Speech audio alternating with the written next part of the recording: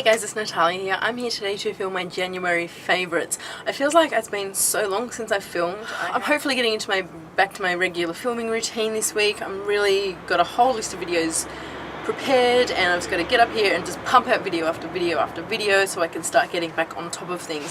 School holidays is over, thank God. That was the longest 6 weeks of my life.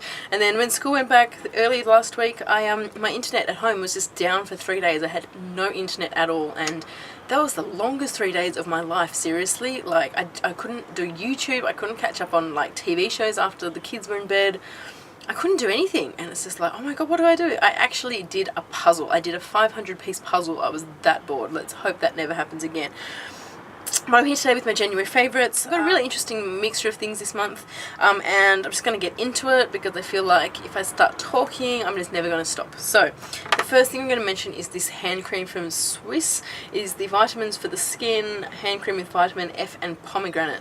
Now, I have just found this. Like, I've been going through my subscription boxes to find things that I can get through, and sort of just I need to get through my samples.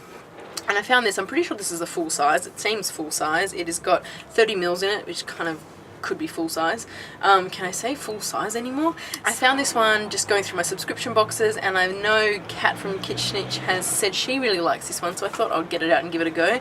When I first opened it up, I just squeezed some, and I obviously squeezed too hard because I got so much. I got like enough to cover my entire body on my hand, and I'm like, oh shit, what am I going to do with it? So I sort of rubbed it in. I got distracted. I looked down, and it had just all soaked into my hands. Like, it had just gone and disappeared. I'm like, whoa, this is crazy.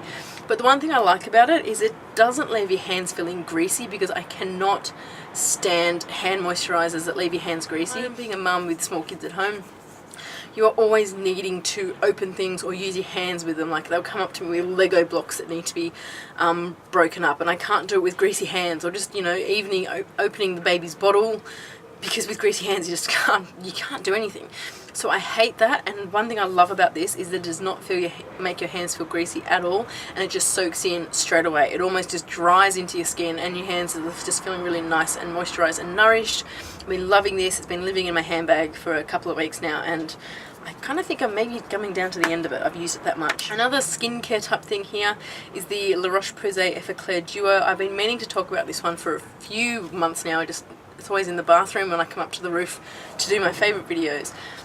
This is a corrective and unclogging anti-imperfection care moisturiser type thing. At the beginning, I really didn't know what this was. Like, I didn't understand what it was for, because it doesn't really give you many ingredients or instructions on it, because it's all in French and different languages, which is cool because it's a French brand. So I used a sample of it, and I just put it on my skin overnight, and the next morning, like, any breakouts that I had actually like significantly gone down or cleared up. And I thought the only thing that's different is that I added this to my routine that night. So I went out and bought a full size one the very next day, and this is actually like my third one now. I just love it so much. A lot of people sort of use it for their day moisturizers. I actually use it at night because I find it just clears up my skin better overnight. So I've been loving that, and it's not like I've got a bad skin. I just sort of get hormonal breakouts, and when I do get that, it just seems to hang around for a long time, but this really clears it up a lot sooner. So I'm really happy about that. Another skincare product I've been using, this is the Origins Origins Ginseng eye cream. It's the one in the orange tube. Everyone raves about it. It's kind of like a salmon-y kind of colour, but it's also got a little like a pearlized something. It's not like a pearlized kind of cream, if you know what I mean. Like, it adds a little bit of shimmer. It's supposed to sort of like brighten up your dark circles and decrease puffiness.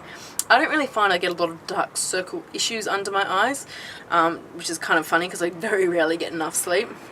But I do get quite puffy, and I found that when I have used this, the puffiness really is reduced quite dramatically as well. So I've been liking it. You can kind of, when it goes on your skin, you can sort of feel it's doing something. It doesn't burn or anything. You can just feel it on your skin, and I think it's got like caffeine or something in here. I don't know, it's not in English. There's something in there that activates, and I just really like the feel of it. And I think I don't know if it's meant to be tightening, but it just feels nice on my skin, and I've been really liking that. Okay, moving on to makeup type things. The first thing I'm going to mention here is my Naked 3 palette.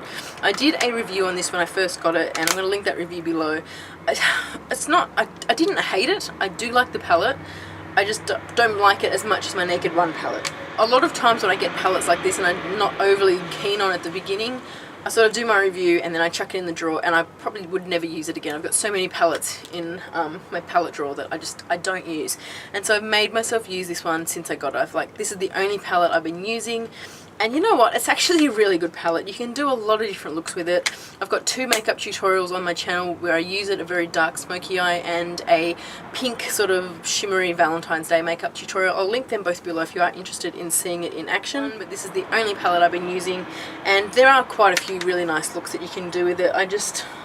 My favourite colour is Trick, which is a gorgeous kind of shimmery, coppery shade, which is, where did I put it? Right there. Really gorgeous, and I do love these dark colours as well, so it's a really, really nice palette. If you have got fair skin, I can imagine this would work so much better on your skin. I think it's made for people with fairer skin than me. Bronzing and contouring. I have been using these 2 products in conjunction with each other, and I love them. This is my NARS Casino bronzer. I use Casino because I'm a lot darker. Laguna doesn't show up on me. Casino is one of the bronzers that does show up on me, and I do like it. It has got a hint of a shimmer, which I don't often like for contouring, but I basically use this one for summer because I find the shimmer can just add a little bit more radiance to your skin, especially when you're in the summer, the sun, you know, you do tend to just get like a bit of summer glow. So I can use this in summer. I'm happy to do that. And I've been using it with the Ray Morris Ultimate Cheekbone brush, and this is the number 3 brush. Now this particular brush, this design has been discontinued, and she has just released her brush range. This brush still exists, but it's now got a black handle, and I think the bristles are a little bit shorter, more bristles are packed in there, and it might be a different quality of blue squirrel.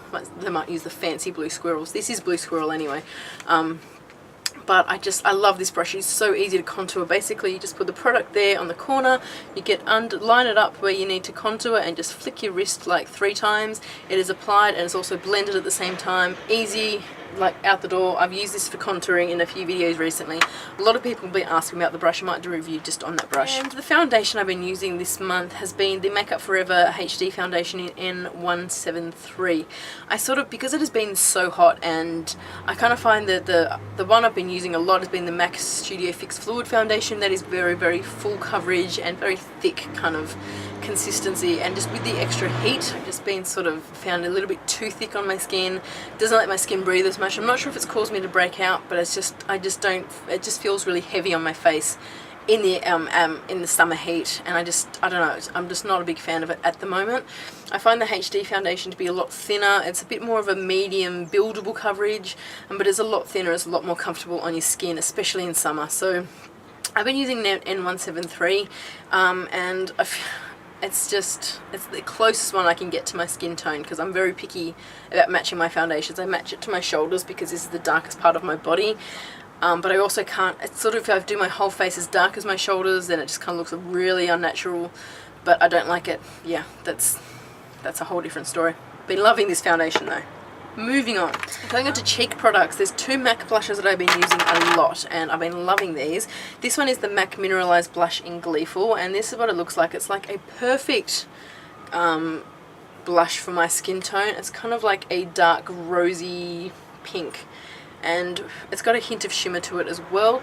I think I'm liking the shimmer blushes in summer again, because it's just adding that little bit of extraness to your cheek. You don't need to worry so much about putting on highlighter, so it's kind of like a blush and a highlight thing in this one product. Loving. I did think this was discontinued, but I looked on their website and it is still available, so well worth getting if you are. I'm an NW42, so it's a really nice colour for that. And the next blush I've been using all month pretty much is Simmer, and this was a limited edition for the Tropical Taboo collection from MAC. It is a mineralized blush as well. It's got like this dark burgundy kind of color mixed in with this gold, and I think the gold just makes it, it's stunning. Like if you have a look, that's it right there.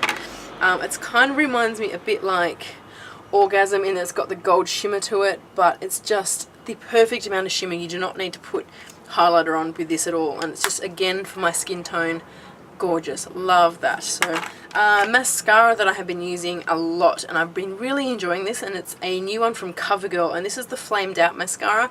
I've recently just uploaded a full review and demonstration of this. I'll link that video below if you want to go check it out. it's just a really good mascara. It doesn't lengthen as much, but it adds a lot of volume. I can easily put on 3 coats and it doesn't clump, which is fantastic. Really nice black thick mascara. It adds the perfect thickness and just sort of flares out the end of my eyelashes, and I really, really like this one. That's what the one looks like. It's slightly hourglass shape. It's just a really nice mascara, and I think at the moment I heard Priceline have got these for $10. So well worth checking out if you are looking for a new mascara. 2 lip products that I have been using non-stop. This one here is my Urban Decay Revolution lipstick in Native. It is a light baby pink, and this is probably the lightest pink that I will probably wear without looking a bit too that's it there. It's really gorgeous. I've been using it a lot and I've been really, really liking that as far as a pink goes. And the next one I've been using is my MAC Daddy's Little Girl. This is from the Archie's Girl collection, and this is just a gorgeous fuchsia blue tone pink, borderline purple. I love it. It's like one of my favourite lipsticks, but my dog went into my handbag and ripped it out and bit through the lid, so it's kind of, I'm worried it's going to dry out. I might have to depot this one, but yeah, loving those 2 lipsticks. I'm on a pink kick, probably because it's summer. I'm going to finish off with another 2 brushes that I have been using a lot. This one here is from Sigma. It is the Soft Blend Conceal Brush, the F64.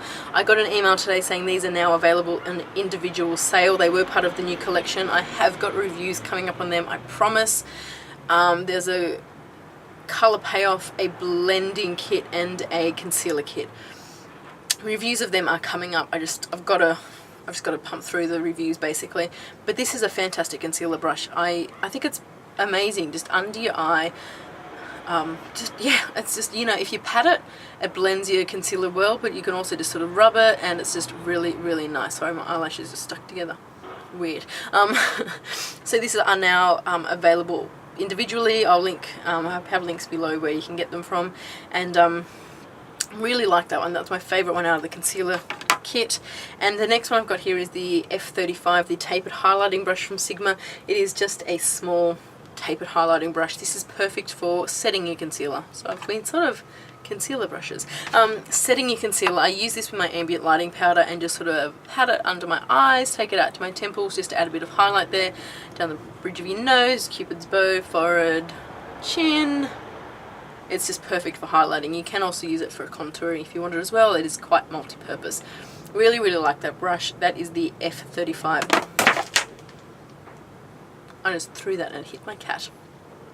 That one down there was the F35 from Sigma. Really, really like that brush. Now I'm going to finish off with a few fail products, and I haven't done fails before, I don't think. I might start incorporating them into my favourite and fail kind of things. So there's 2 products here that I'm going to talk about. One of them here is this primer from Mecca Cosmetica. This is the Ace of Base Environmental Protection Primer. It says, this multitasking wonder visibly improves skin tone and radiance and reduces the appearance of redness and fine lines. Contains hyaluronic acid, anti-pollution and anti-UV stress complexes, and vitamins C and E. Now this is a kind of like a white yellowy kind of really weird consistency, and a dropper. Like, it is really weird. I put this on and I kind of feel like it just dries out my skin. Maybe if you have really oily skin, it'll be perfect for you. I'm a bit oily in my T-zone, but I'm dry on the outside of my face, and I just felt like my skin was really, really dry. It's like it just stripped it off completely of anything it had going on, and I didn't like it. And then you could actually feel it on your skin. Like, I could actually feel that day this tightness and this product on my skin under my foundation. It was just really, really uncomfortable. I kind of felt, it wasn't tingly, but I just didn't like it. I don't know. Not a fan of that one. I don't think I'll ever put that one back on my face. It just felt so wrong. And the next thing here, and this is a little bit controversial, I know a lot of people rave about this. This is the Anastasia Beverly Hills Brow Gel, the clear brow gel. I got this from the Sephora Best of kit. You know, I'll link a video where I show you what's in that kit if you're interested.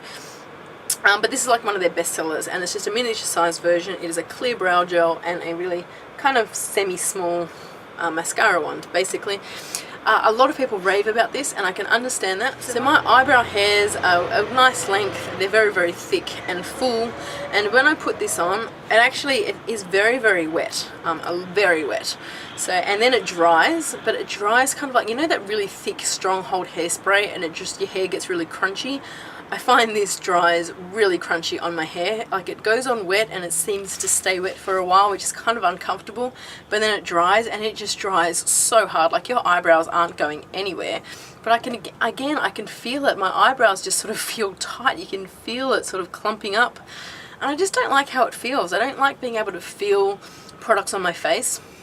So for that reason, I just don't like it. I mean, I'm going to use it to finish it up because I don't want to waste it. It is fairly expensive. I know a lot of people, if you've got issues with your eyebrow sort of flying everywhere and falling down and the hair not staying, this would be perfect for you if you don't mind that crunchiness. But for me, it's just not my favourite feeling in the world. So for that, I'll probably give that one a miss. I wouldn't repurchase that one. So that wraps up my January favourites and a couple of fails for 2014. Yeah, I'm really looking forward to February because I picked up a few new things recently and I really want to try them out, so you might see a few new things in February. I'm also on a shopping ban as well, so I'm actually making myself every week, choose a whole lot of makeup and making sure I use those things all week so I can recommend them and review them properly, and I've got a lot of reviews coming up, so keep an eye out for them. I'm really looking forward to February. It's been a good year so far, and I hope you guys are having a fantastic 2014 as well. I know January can be a bit of a month for a lot of people.